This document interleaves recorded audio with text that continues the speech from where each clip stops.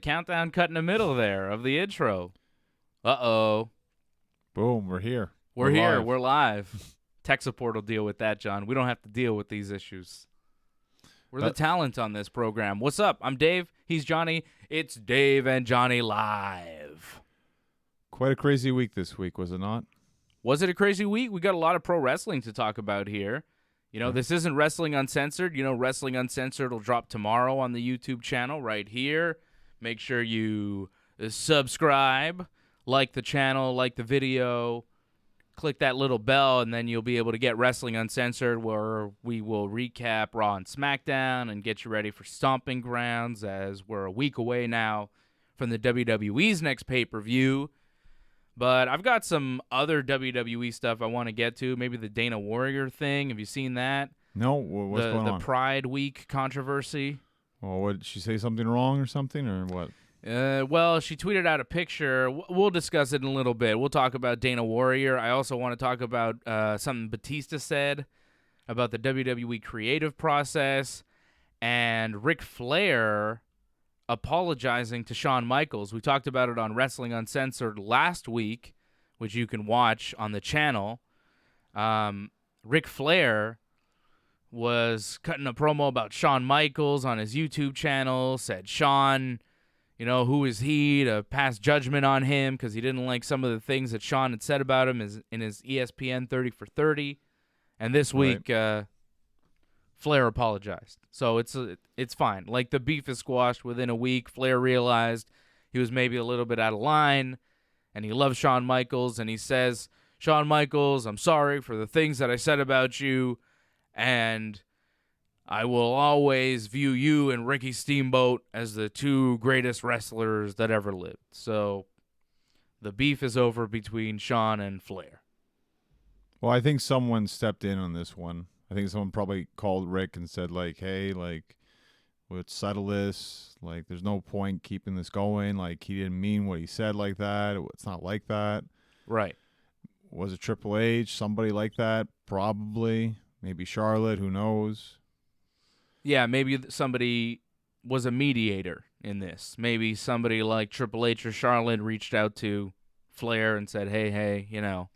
Or maybe Shawn himself called Flair and said, you know, he's sorry if Flair is whatever. It didn't seem like Flair and Shawn had talked, though, from the way Flair was talking. Right. It seemed like, you know, somebody had spoken to him and said, look, you went off the rails on your YouTube channel last week.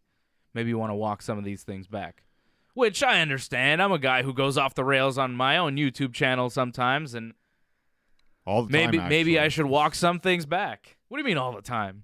Say a lot of crazy things. I say crazy things. What about you, sir? Oh, I have no regrets about what I say. None whatsoever. Well, that's good. That's good.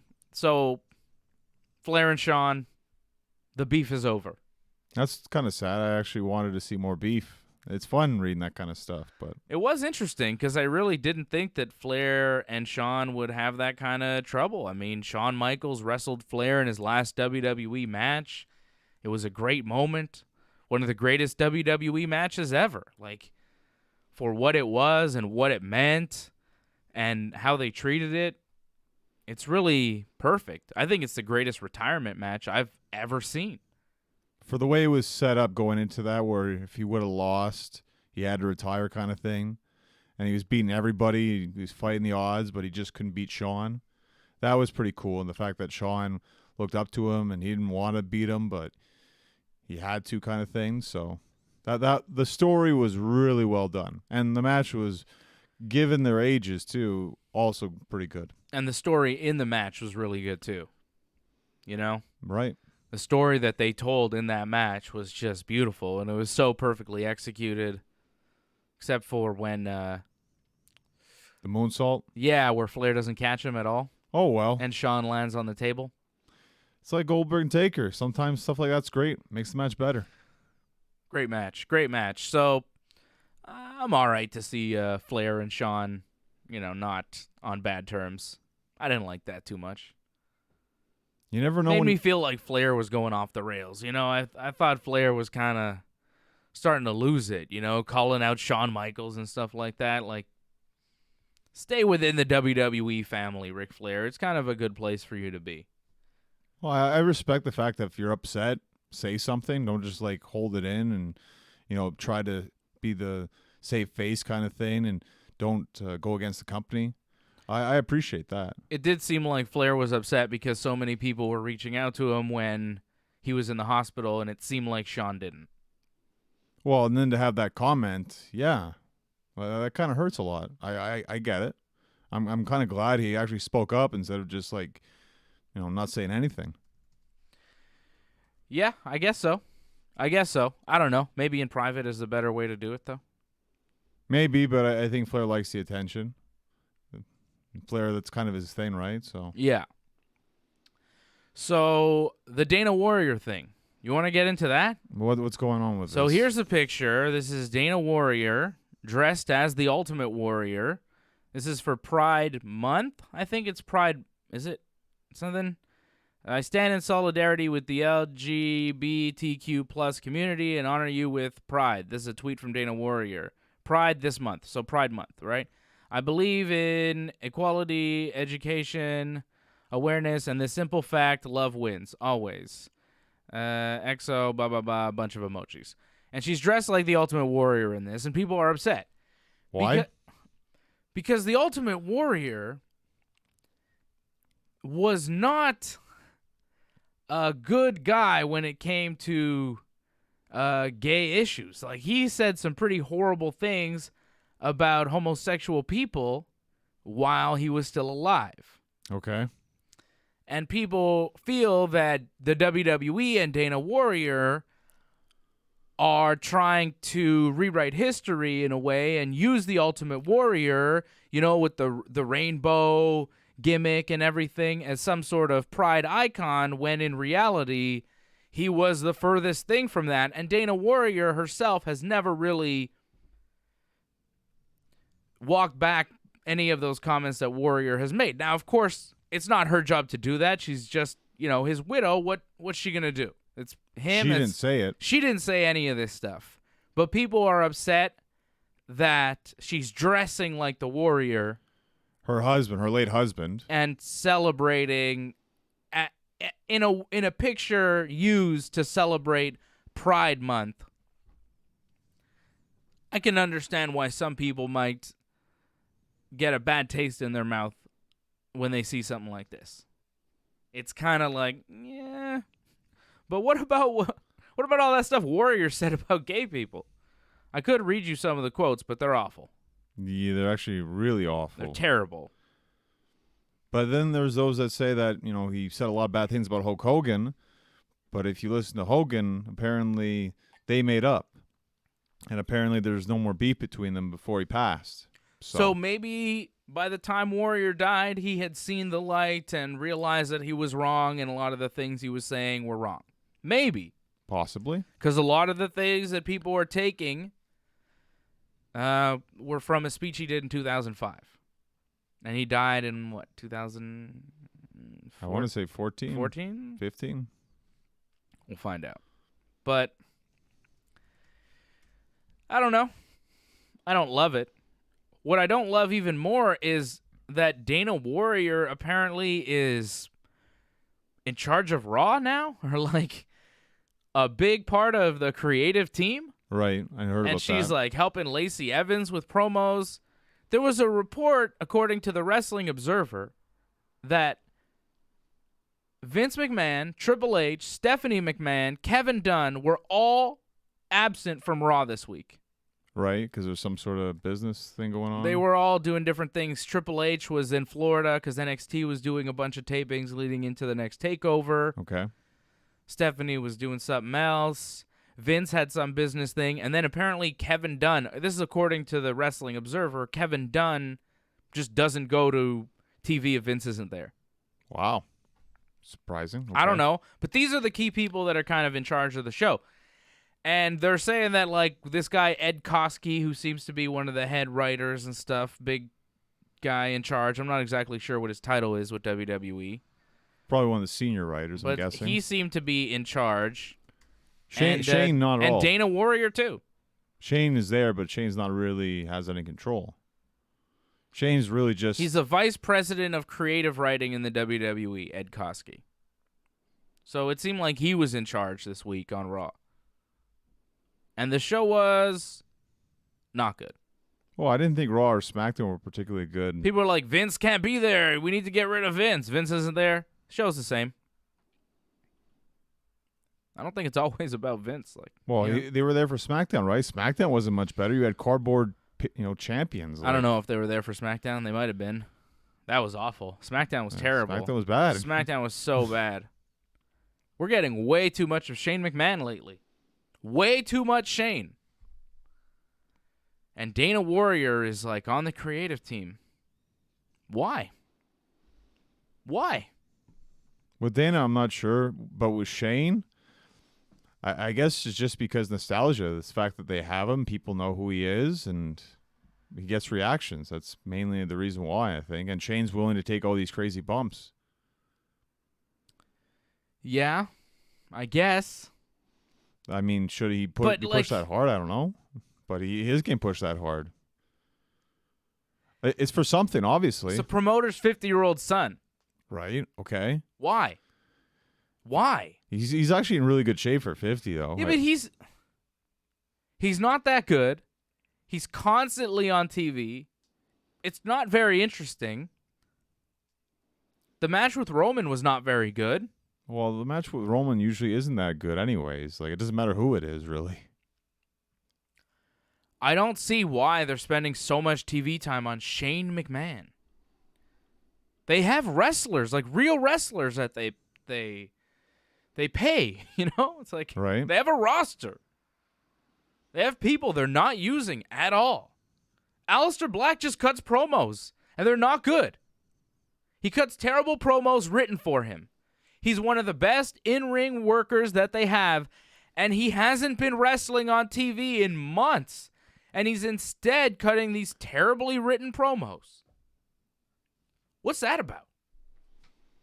Yeah. Tag team championships. All of a sudden, they return this week. I think somebody figured out that Ryder and Hawkins had them, and they're like, oh, maybe they listen to Wrestling Uncensored or Dave and Johnny Live. Maybe they're watching Dave and Johnny Live last week, and they're like, oh, yeah, we should really put the titles on the Revival or the Usos because they're the main thing going in the tag team division. And Ryder and Hawkins, they're just, in that battle royal that we had. They can't even beat Mansoor. Maybe this is it. Maybe they're trying to build up Shane McMahon's group, I guess, making them super strong. Yeah. What? What do you mean? He's kind of got his own little corporation going on. He's got McIntyre. He's got the tag team champions with him. Are they with him now? It seemed like it. They had that little party thing on Raw, right? But they didn't follow him on SmackDown. It seems like McIntyre's the only guy that follows him around. Well, they had too many people on SmackDown. I don't know if you noticed. I think there was 5 people from Raw. The wild card rule doesn't matter. Okay, well, they broke it anyways this week without the Revival, so maybe that's why they're like, oh, we can't use the Revival. We're already breaking the rule. It'd be 7. It'd be ridiculous. Exactly. Just open it up. Just be like, yeah, it's a wild card, whatever. Anything. There's no set number. Eventually, we'll forget about the set number of people because they haven't mentioned it really in a while, right? At first, when they instituted the wild card rule, they're like 4 people. And now it's just they don't even say wild card rule very much. They don't explain why certain people show up. They're just like, oh, Miz is here on SmackDown. They don't even say he's supposed to be on Raw. They're just like, yeah, whatever. SmackDown started with Miz TV, did it not? Right. They don't care. The wild card rule, they don't even talk about it anymore. It's not a thing. It's disappeared. It really is just a free-for-all. Anything goes. People are going to switch shows, and, they're trying to do what they can to make the show better. So put the Revival on there. I don't care anymore. 4 guys, 7 guys, 10 guys, 30 people flip-flopping every show, 1 brand, 2 brands. Doesn't matter. At this point, you've messed it up so much. You haven't given it any kind of real rules. So it's just whatever. Who cares? Or you could wait till Raw, so then Shane can be with McIntyre and the Revival, and then they can do another promo. I think that's what's going to happen instead. Cool. Get excited. No. It's happening this Monday. No. Batista says to Ryan Satin of the Wrestling Sheet, he says, the creative process, I still don't get it. It was a nightmare to me the last time I was there, which was 2014, and it seems like it's become worse. Okay. I feel like they don't have a clear vision, a long-term vision. Everything is very week to week. It doesn't seem like they stick to a plan very much. It's still kind of vague what he's talking about here. Like, I guess he didn't enjoy his little run with Triple H. well, we're talking about 2014 where he won the Rumble, and then suddenly Daniel Bryan's in the match because things got changed. And I understand he probably didn't like that too much, but it was for the better, no? Yeah, well, that was. But, like, yeah. This thing was Triple H. Like, he came to Raw, like, what, twice? He really didn't do that much. You're going to complain about creative? I mean, Give me what I want. All that stuff. Like, come on. I don't know. Batista's not happy. He was not happy with the way everything went down. He doesn't like the way the creative process is.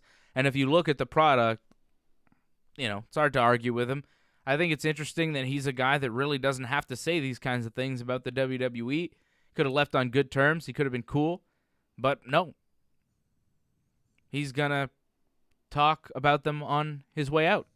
He's going to say some things. He's a movie guy now. He's not in wrestling, but he's still saying things about WWE. I find that very interesting. Makes me wonder if he might show up in AEW or something, the way he's talking. well, he's just saying what he feels, and I appreciate that. It's 100% what he actually means, but doesn't mean he's going to show up in AEW just because he's going against WWE. I think if it works out good for him, sure, he'll go to AEW, but will the deal work for him? Who knows? We'll see. I don't know if he'll show up in AEW. I don't know if you really want him in AEW. Oh, I think they take him for sure, but He's a big name. It would definitely it's gonna be costly, though. It would bring a lot of eyeballs to the product. It would piss off the WWE. But for what? You got to intrigue him too. What's he going to come in for? I don't know. What would he want to come in for? You know, that's another thing too. Him and Kenny Omega. Him and Jericho. Him and Cody. Him and Goldust. Would he be up for any of that? Him and Jericho versus the Bucks. That would be awesome. It'd be interesting. That would be awesome. Like Batista and Jericho just like, you know, being old veterans, old rich guys from the WWE, beating up the Young Bucks. That would be hilarious. They could do some really good promos. The match would be a lot of fun. Just saying. I can see him come back for Jericho. I don't know about anyone else because Tag with Jericho against the Bucks. That's fun, man. Because you want somebody to carry him. Like, Jericho's not going to carry Batista. You didn't watch Dominion.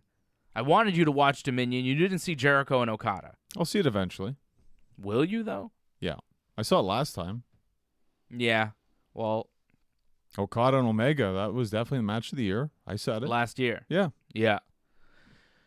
Well, you should see Naito and Ibushi. Did you see that?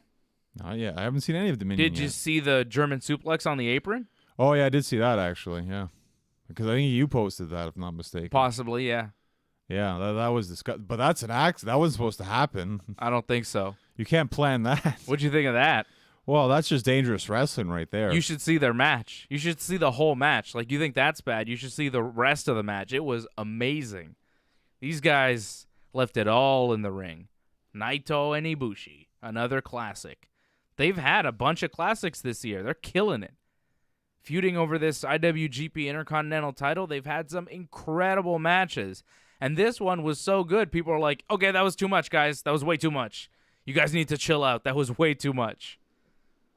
Well, the plan is they're going to chill out, right? Because Naito's going to go for now the championship against Okada, no? We'll see. Isn't that the plan, the story going into this? Well, that's one of the stories. We'll see if that's where they go.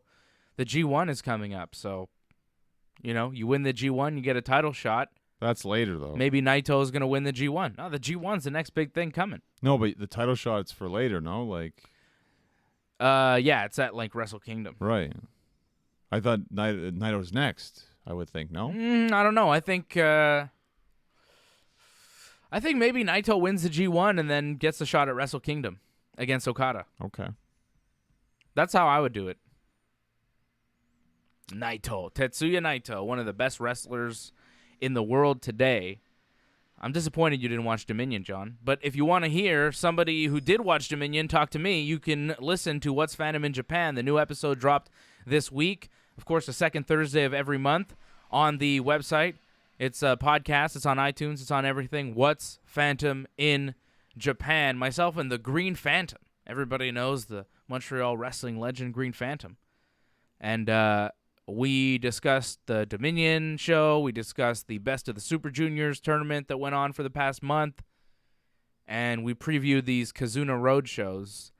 And on our next episode, we'll preview the G1 because that'll start in July. Cool. I think it starts July 6th. It's pretty much in Dallas, Texas. It's all summer, is it not? It's like a month. It's from like July to... Well, it's like July to mid-August, really. Okay. It starts July 6th, and I think it ends August 15th or the 14th. Well, it's pretty much New Japan's event of the summer. Yeah. Yeah. It's the wrestling event of the year, really. Like, the best matches of the year in pro wrestling take place in the G1. It's the best group of wrestlers, usually outside of the WWE. Now it's going to be outside of WWE and AEW. But there are some incredible wrestlers in this world, and these are some of the best that New Japan and the world has to offer in one month-long tournament. Well, potentially, it could be one. John of the best. Moxley's in the G1. I'm not that excited for that, but okay. Kenta's in the G1, a.k.a. Hideo Itami. The opponents aren't set, though, yet. The brackets aren't set yet. No, that's going to happen this weekend. We're going to know who's in A block and B block by the end of the weekend. They're doing a Kazuna Roadshow, I think, Sunday. And they're going to announce who's in A block, who's in B block. They're not going to announce the matches and when they take place, but you could figure it out. I mean, you don't know what the dates are going to be, but when they announce A block, like, 10 wrestlers, every guy is going to wrestle each other at some point during the month, and then B block you'll see. So we'll know, John Moxley's month and a half as soon as his block is announced, which is cool. Well, just to see everyone who's going to be in it as well, because you still don't know everyone who's going to be in it. There could be some more surprises. Yes. Who knows? Who knows who's going to be in the G1, and we will talk about the G1 A block and B block announcements next week on Dave and Johnny Live. You're going to talk about the AEW announcements, I guess, for the pay-per-view? All Out? They did make some announcements this week, right? Well, they announced Moxley and Omega. That's official. Yes, that is official, which we kind of expected was going to happen, right? Oh, well, if you watch the last pay-per-view, it's like, well, this makes a lot of sense. This should happen. If not the next pay-per-view, one of their live events for sure. And they also announced Jericho versus Hangman Page. I think the official poster for that's out now, too. Yeah, it's right here. There you go, yeah. Jericho Hangman. But I'm more focused on the Fighter Fest. They made a bunch of announcements for that, and that's taking place June 29th. That's the next AEW show, and I think you'll be able to watch it for free on BR Live. You have to become a member, but it's free to become a member, and then you could watch the show streaming live. I think we have it in Canada. And if we don't, they're going to announce some way to watch it in Canada. But more on that when we preview the show. I'll tell you how to watch it and everything. Right now, I think it's going to be free in Canada, but I'm not 100% on that. So it's June 29th, so we have some time. We'll preview that in a couple weeks' time. It's the week of Stomping Grounds. Yeah. Always big events on the same week, it seems. That's right. So that's June 29th, AEW's Fighter Fest. Is that a Saturday again? Yeah, it's a Saturday. Weird. So they announced a bunch of matches for that. Michael Nakazawa taking on Alex Jabali in a hardcore match. Cody is going to take on Darby Allin. And if you watch the Road to Fighter Fest, Darby Allin had a really good promo on that thing. They're doing like YouTube videos to build up called Road to Fighter Fest. The second episode came out this week. Very good stuff. He's wrestling John Moxley too, I think. Darby Allin? Down the road somewhere. Like not on this one, obviously, but eventually I think they're going to wrestle. maybe at an indie show somewhere. I'm not sure exactly where. I saw something but somewhere. I heard something about that, yeah. The Elite, Kenny Omega, Matt Jackson, and Nick Jackson, the Bucks, taking on the Lucha Brothers and a mystery tag team partner. Not Pac. Originally it was supposed to be Pac, and now they've changed it to a mystery. Oh, okay. Well, we'll see who it's going to be. John Moxley will be on the card, formerly Dean Ambrose. He'll take on Joey Janela. That should be good. Should be awesome. Well, Janela cut a really good promo on the Road to Fighter Fest, too, for the Moxley match. the styles. That's really what I'm interested in, to see that clash of styles. It's going to be fun. Adam Page versus Jimmy Havoc versus Jungle Boy versus MJF in a four-way. Well, Adam Page should probably win all the way up to All Out, I would expect. Yeah. But that match should be great. Christopher Daniels against Shima. And then Yuka Sakazaki taking on Riho, taking on Nyla Rose in a triple threat match. So a lot of matches for this AEW Fighter Fest becoming, being announced this week. No Chris Jericho, though. Chris Jericho said he's not doing this. He says he's not doing it. No free shows. Yeah. Yeah, he's mad. I think it's just a work. I don't know. I don't think he was ever scheduled to be there, so I think he's just trying to add him in the storyline. That's it. Right. AEW, it's happening. Getting there. Shows are happening. People are like, I know a lot of people are focused on All Out because that's the next big one, which, by the way, today tickets sold out in 15 minutes. Gone. Tickets are gone in Chicago. In Chicago, that's the big thing. For the show August 31st. But, they're doing 2 shows before All Out, and they're going to be good shows. This Fighter Fest show is going to be awesome. The Fight for the Fallen show, I'm sure, is going to be very good. They already have Kenny Omega versus Shima, and that's a show where they're going to do Cody and Dustin versus the Young Bucks. Brandy Rhodes going to make her AEW debut against Allie. Well, I'm really going to be looking forward towards the talent that aren't the Elite, because I find the Elite, obviously, they're going to have some great matches, but it's the unknown talent. That's what I'm really interested to see. What are they going to bring to the table? We'll see. It's fun. That's one of the fun things about AEW. You see these new people. I really don't know Darby Allin. I've seen what he looks like.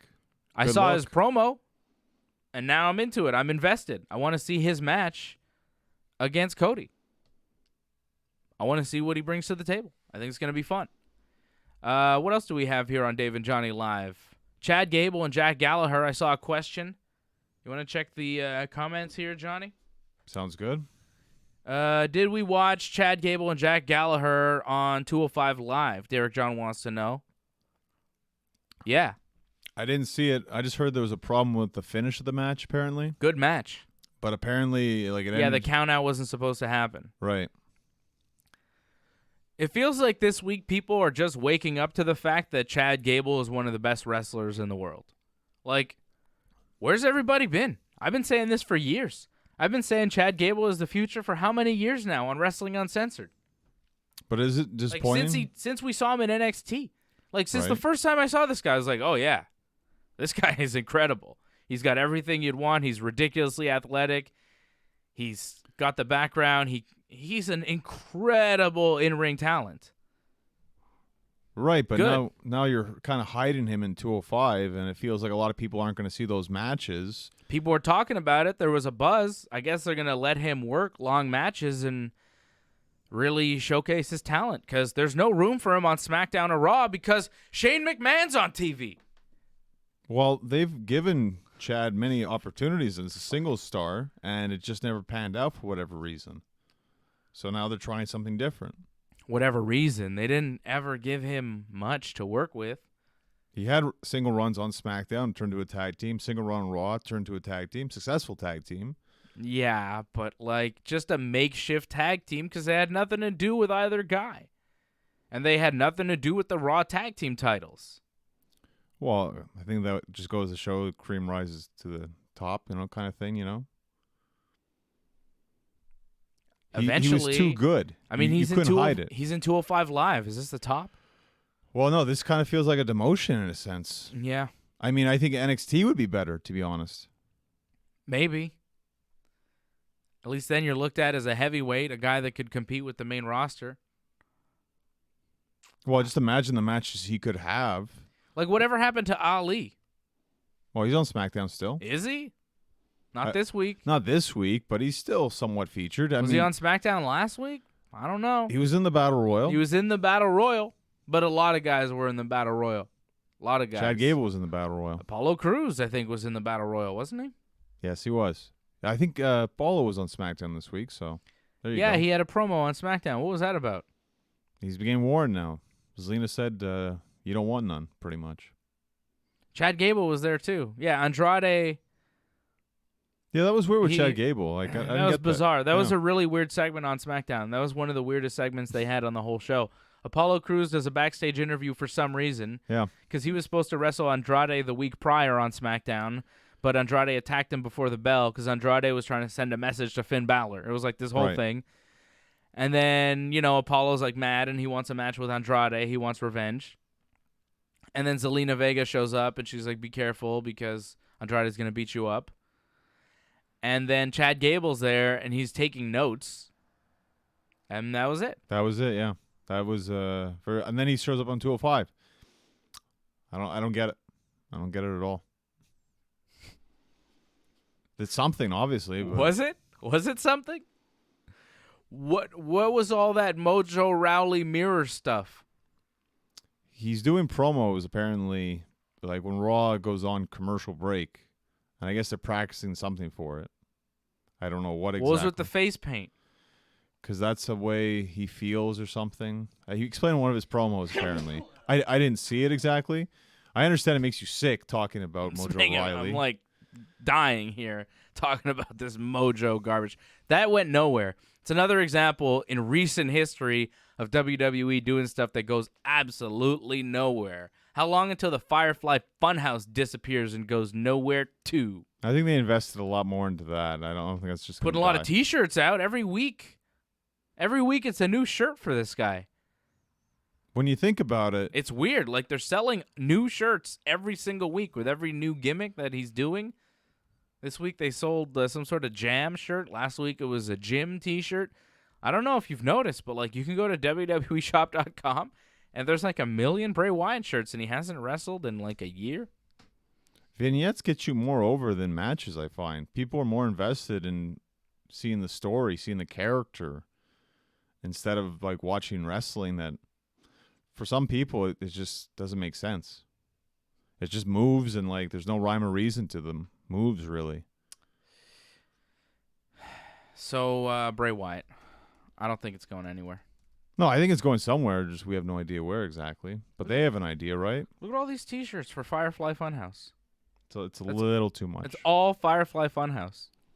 Compared to like Kevin Owens, who wrestles every week. And pretty much just has the same shirt, just somewhat modified. It's been the same shirt for years, and he's got fewer shirts. He's got fewer shirts than the Firefly Funhouse. Well, you can only modify KO so many times over. Yeah, that's true. He's an actual wrestler, though. You know? It's bizarre. Have you noticed he's like just sulking on TV these days? He doesn't even talk. Sammy comes out. He does all the talking. Kevin just stands there looking mad. He comes out during his matches, looks mad, loses. Like, something's going on there. Well, no, he talked on Raw, and he won on Raw, too. Did he win on Raw? Yeah, by disqualification. Oh. Still win on the Universal Champion. It's pretty good. Well, because Seth put his hands on the referee that was Sami Zayn who kept interfering. Like, Kevin didn't really win on Raw. That's why I'm like, oh, Kevin didn't win on Raw. Because he didn't really win on Raw. I mean, in the record he books, should have lost. He won by disqualification when Sami Zayn disqualified Seth Rollins. Like, that's not a victory. In the record books, it is. That's all that matters. I think in the record books, it'll be like Seth Rollins stands tall and beats up Sami Zayn with a chair as Raw goes off the air. That's what happened visually. Yeah. But the record will That's what say. really happened. That's what people remember. No. People will just look at the results. That Kevin Owens beat the Universal Champion in the main event of Raw this week. By DQ, they'll just look back at that. They look at that in the history books. I'd like to see things as positively as you are, John. But unfortunately, I see what really happened. We had some questions. People were asking if we were on Crescent Street last night for the Raptors something. I saw like half the game there. On Crescent, yeah. I watched the game at home. I watched it. I don't usually watch basketball, but I watched the last 3 games of the Raptors. That's pretty good. It's more than me. The last 3 games I watched pretty much in their entirety. Well, this game was really I was exciting, interested. though. I was interested to see when they went up 2-1, because I thought the Warriors would beat them in 5, and then when the Raptors went up 2-1, I was like, wow, this is really a series.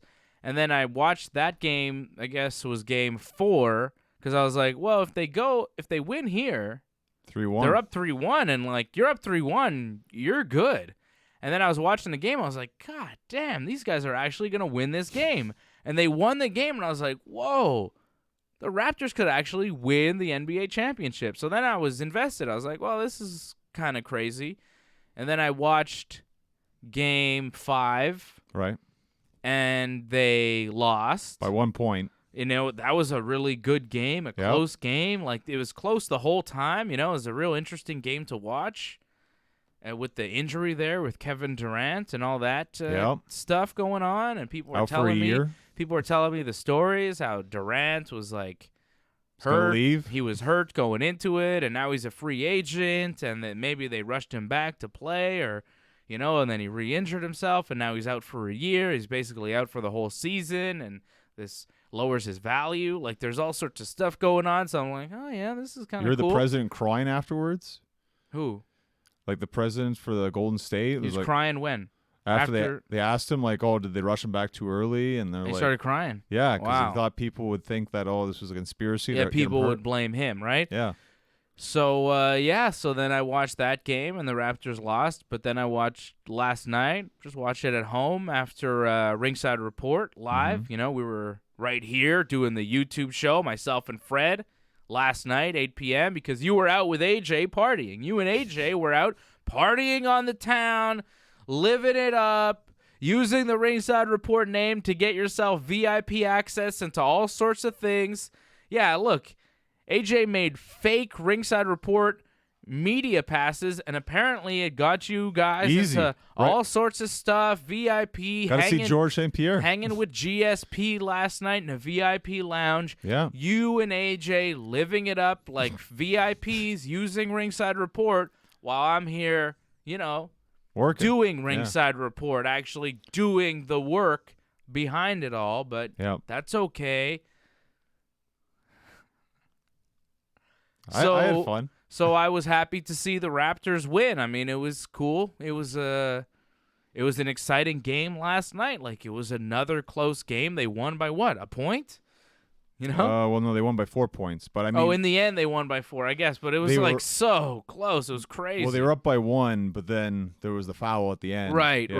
But it came right down to the final seconds of the game, and the Raptors won. And I was like, whoa, the Raptors won the NBA championship. So I'm wearing the I don't have any Raptors gear, but I have this October's very own Jordan t-shirt. It's like a Drake Jordan shirt. Cool. So that's for the Raptors. That's for all the Toronto Raptors fans, including Drake, who I saw interviewed a bunch of times, who seems very excited about it. And I think what I'm going to benefit most out of all of this is he's going to put out some new music. He's very inspired, and he said he's going to put out a couple new songs today because the Raptors won the title. So that's cool. We'll hear some new Drake music for the summertime. Well, Fred's also going to benefit because I got him a Raptors t-shirt because they're handing them out on Crescent. You got Fred a Raptors t-shirt? A We the North. Wow, you got Freddie a We the North t-shirt. Well, actually, I got it. Oh, was that you on the YouTube chat? That was me, yeah. You're GJN. Yeah. Genesis Johnny North. You put it together. I did not clue in. I was like, who's GJN, and why does he say, Fred, I got you a Raptors shirt? I don't really understand who that was. I guess whoever that was will contact John. I saw that on the comments for the YouTube show last night, and I had no idea who that was. That was you. Mystery solved. Right. That makes a lot of sense. GJN. It did not clue in until right now. Well, that's nice. I'm sure Fred will be happy about that. Well, as long as AJ doesn't lose it, because I gave it to AJ, because AJ is going to see him first, right? So you just got to hope AJ doesn't lose it. AJ's losing it. Good luck, Fred. Good luck. Yeah, hopefully. Hopefully everything goes well. Something that didn't go well, Raptors win, you lose. Well, I lost the British Commonwealth Championship, yeah, last Saturday, yeah. That was rough. And it was tough because it was Mike Morrison's hometown. It would have felt really great to defeat him in front of all his friends and family there, hundreds of people. And no, he was able to overcome me, unfortunately. And it's been a rough week. It's easily my most devastating loss ever in wrestling because that championship meant the world to me. Man. It was tough. I'm sad. I was sad too, but when I saw GSP actually yesterday, that kind of cheered me up a bit because AJ introduced me to him, saying, "Oh, here's the British Commonwealth champion," and I'm like, "Whoa, like former George," and he's like, "Don't worry about it, Johnny. Like, you were a champion. That's all that matters. No one can ever take that away from you." And I'm like, "Man, George, thanks." Like the way he said it too, like so positive and uplifting like that, like that meant a lot. Johnny, you're a champion. Once a champion, always a champion. Yeah, pretty much like that. Kind of like that. Yeah, kind of like that. Yeah. Pretty good. Wow. Well, congratulations, John. That's nice that you got those uplifting words by the champion of all champions, George Rush St. Pierre, the man, the legend. He really should be like a motivational speaker because, like, wow, like he completely like turned me around like 180 completely. Wow. Yeah. Champion to champion. I mean, that's beautiful. You know, when a guy like you, a great champion, a great professional wrestling champion in Montreal, can be uplifted and motivated and have your whole mood turned around by another great champion, a mixed martial arts champion, George St. Pierre, that's beautiful stuff. Well, I'm happy you had that moment, Johnny North. If you see the photo we have with him, like I smile in it a little bit. Like I hate smiling in photos, but George, like that was genuine. I was actually happy because George said that thing about me. So there you go. That meant a lot. And that was the first time you ever met George, right? Yep. Well, that's cool. There you go. Johnny North got the GSP picture taken.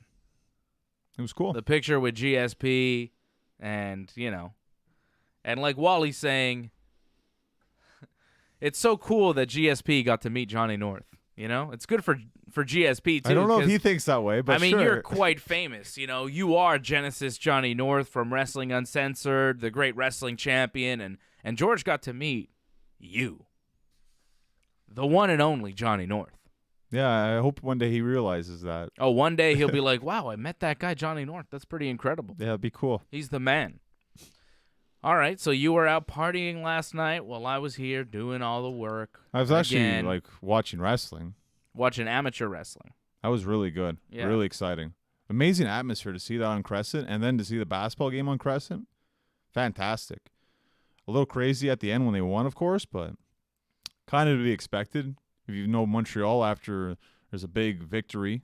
Yeah. It's kind of some shenanigans going on, obviously. Yeah, people were like jumping up and down on cars and stuff. People were going a little wild. Unnecessary. You didn't even win. Toronto won. Well, people in Montreal going bananas for like a Toronto team winning. Like, what has happened to you people? What's the matter with you? Get a hold of yourself. People think this is Canada's team, so that's why. I mean, it's Canada's only basketball team, I guess. I feel like there's only one Canadian player, I think, on the Raptors, but whatever. Like, they are in Toronto, right? You could see them in Toronto. That's really cool, and they are a great team. You can't take that away from them. They're the best team in the NBA. For now. Well, this year they were, right? So good for them. But I don't think Kawhi's going to come back next year, but whatever. I don't know. Why wouldn't he? Because he's kind of always like, I don't want to talk about it. Whatever. This isn't a basketball show. I don't really care. Unless that's people ask. So that's the thing. Like, I it. don't really care. It's not really my thing. Like, whatever. I'm not here to break down basketball. I don't really know, and I don't really care. Whatever happened to, I like the Raptors when Vince Carter and Tracy McGrady played for the Raptors. Early 2000s. You know, Damon Stoudemire. Well, that's like the 90s. Yeah. Damon Stoudemire. Yeah. Damon Stoudemire was like my guy in the 90s. He was cool. He was like original Raptor basketball guy. I think he was, if I'm not mistaken. I just found out how to pronounce Kawhi Leonard. Right. Kawhi. I think I learned that last week, so I don't really know the current Raptors. Like, I'm not really up to date on what's going on with basketball. I like the old time guys that I guess are retired, but then I saw Vince Carter still playing basketball somehow. 42, but he still plays, yeah. That's crazy. Good for him. He was awesome. Jordan played, I think, till he was in his 40s, too, if I'm not mistaken. He shouldn't have, but he did. Sure. I want to say even Kobe did, too. Yeah, well, it's a game where you don't get hit in the head, so why not? And look Keep at on wrestling. going. Look at wrestling. People keep going. Yeah, pro wrestlers keep on going, too, and that's a game where you do get hit in the head. So, hey, it's a crazy world, Johnny North. The Raptors are the NBA champions, and you are no longer the British Commonwealth champion. That's really the headline, and that makes me sad. That sucks. Let's get another belt. But now I think we can do something that we weren't able to do before, which is set up the match of all matches. I think we need to get that going again. You versus Phantom. Oh, okay, I see. Because it was kind of a Pac deal, where you're a champion, but so you can't wrestle Phantom. It's an interpromotional issue, but I think now we could set it up as some sort of independent spot show, Wrestling Uncensored Mania, Johnny North versus the Green Phantom main event, where I will be the special guest referee and timekeeper and ring announcer and manager to both wrestlers. You do know I'm getting a rematch, though, for the championship. Oh, so you're going to take it back? There's a very good chance I could. Oh, okay. When's the rematch? When are we getting the belt back? I think it's going to be end of August. Let's go.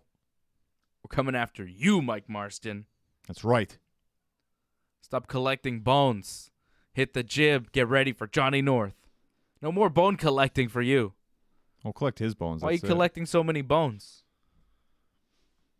Smash his bones. Do you like bones? Do you like collecting? Smash his face in again. Yeah. Hurt my hand slapping him so goddamn hard. Well, it sucks you lost, Johnny North. We're going to wrap this thing up. Final comments?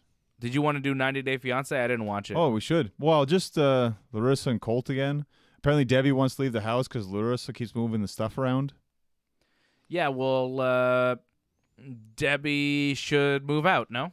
I don't think that's going to happen. You think it's going to happen? I think that's an empty threat in my opinion. Well, she's living with her son in her son's house with her son's wife that she doesn't get along with. I think moving out would be the wise decision.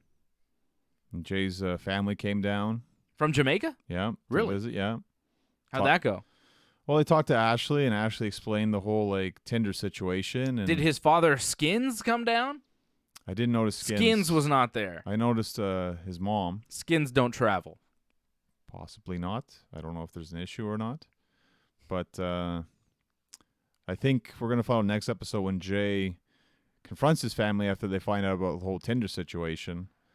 They might have a different viewpoint on this, I think, once Ashley explained everything. Okay, so what's going to happen? I don't know. We'll wait and see, right? Next episode. I guess so. And ridiculous. Not much has really changed with the whole Aslan and Nicole situation. Still a mess? Well, just the fact nothing's happening, right? And parents are telling her, look, nothing's happening. I think you're getting scammed here. Yeah. And she's like, no. Denial, yeah, denial. It's been the same story with them for years. That's why this season of 90 Day Fiancé, I'm not that moved to watch it. When it happens, I'm like, yeah, I'll watch it eventually. I'll catch up when I can. But it's not like, oh, I can't wait to watch it. Because, it's a lot of the same things over and over again. Larissa doesn't get along with Debbie. That's fun, though. Nicole and Azin are having problems. Pow doesn't want to be in Oklahoma. Who cares? I'm over it. That was actually pretty emotional because Powell wrote a letter to her dead child. Oh, God. I don't want to see that. And then Russ saw it, and Russ was devastated. So that was pretty emotional. All right. I don't want to see that. I don't even want to talk about it. It just makes me uncomfortable. Okay. I don't like it. Death or anything like that, let's not talk about it. No, let's not. It's sad, man. I don't want to hear about that. I don't want to watch that on 90 Day Fiancé. It's too heavy. It's too heavy for 90 Day Fiancé. It's too dramatic. It's a light, stupid show. I don't want to hear about that stuff. People go to jail and they get in fights. It's too late. Yeah. Yeah, it's not serious. They're drunken fights. It's less serious than a miscarriage. That's awful. It's not fun. It's not fun TV. And it's not entertainment for me. It's that sucks. That's awful. Well, I don't want to hear about that. All right? I don't want to hear about it, John. I don't want to hear about it. All right. I No more 90 Day Fiancé talk. Ears, eyes closed. I get it. Yeah. No more. Anything else on 90 Day Fiancé? I got nothing left. That- I haven't watched it. Yeah, that's about it. It's over. No more 90 Day Fiancé. I'm wrapping up Dave and Johnny Live, too. We're wrapping it up, There's John. no comments? Final? No? Final comments? Who's got final comments? I don't think so. We're just seeing different comments. Wally's there. I think Franco316 is there. Derek John is there. We're seeing some comments here, but, you know. People are happy about the Raptors or not? Or I think people are generally happy about the Raptors. I know Antoinette is happy about the Raptors. I'm happy for Antoinette. Fred, obviously, right? Fred is happy about the Raptors. I'm sure AJ's happy about it. I'm sure he says he watched every game this season. Well, I actually wish there was a Game 7. I thought that would have been a lot more exciting. It would have been in Toronto, right? Yeah. It would have been cool had they won it at home, but hey, it's more risky in a Game 7. Win it in 6. Win it in 4. Win it as soon as you can. Right? Well, of course. That's why they did it. Win and go home. Go home. They'll have a giant parade. It'll be massive, right? You know, When's the parade? When's the parade in Toronto? think about it. Toronto hasn't had a parade like this since when we had a parade, like 93. Right, for the Blue Jays when they won the World Series. Right. Well, Fred was talking to me yesterday on the Ringside Report post show saying, like, Canada hasn't really won any major sports championship since 1993. We're not counting CFL, obviously. Well, no, I mean, that's Yeah. a Canadian league, Right. so, like, whatever. Of course, Canada wins every year. Who cares? It's not real. But, like, NHL, the last time a Canadian team won, which surprised me, was the Canadians, the Montreal Canadiens, Right. in 1993. It's been too long. It's a long time since, and no other Canadian team has won. The Calgary Flames, the Edmonton Oilers, the Winnipeg Jets, the Toronto Maple Leafs, the Ottawa Senators, The Nordiques. the Quebec Nordiques. They don't exist They don't anymore. exist anymore, but But all the other teams I mentioned, is that all the Canadian teams? Are there more? That's it, right? you said the Vancouver 6, Canucks, 7? right? Oh, no, Vancouver Canucks. Okay. They didn't win. They never won. They all came close. But they didn't win. None of these teams have won. And nobody in baseball's won, right? The Blue Jays haven't won since like 92, 93, whatever Blue Jays it came was. close a couple years ago. Not that close. They were like, I think, 2 wins away from the World Series. No, they didn't go to the World Series. They haven't been to the World Series. That's not that close. So yeah, no one's winning in Canada. So the Raptors winning is the first championship in a major sports league, team sports anyways, that Canada has won since 1993, which is pretty crazy. Surprised me. Of course, GSP, Yeah, he won a championship. multi-time UFC champion. That's why he's Canada's greatest athlete. Like, how many Canadians are on the Raptors? I think one. Exactly. But whatever. I But mean, he's from Quebec, right? He's a Quebecer, the guy in the Raptors? Brooks, I think. I'm not 100% I don't know what his sure if name he is. Whatever. It's not a basketball show, brother. Right. But if we're just talking about Montreal in general, I hope we get a baseball team before we get a basketball team. I know everyone likes basketball right now, but I still want the Expos first. Yeah. And I want a baseball team. Can we get a baseball team? Please?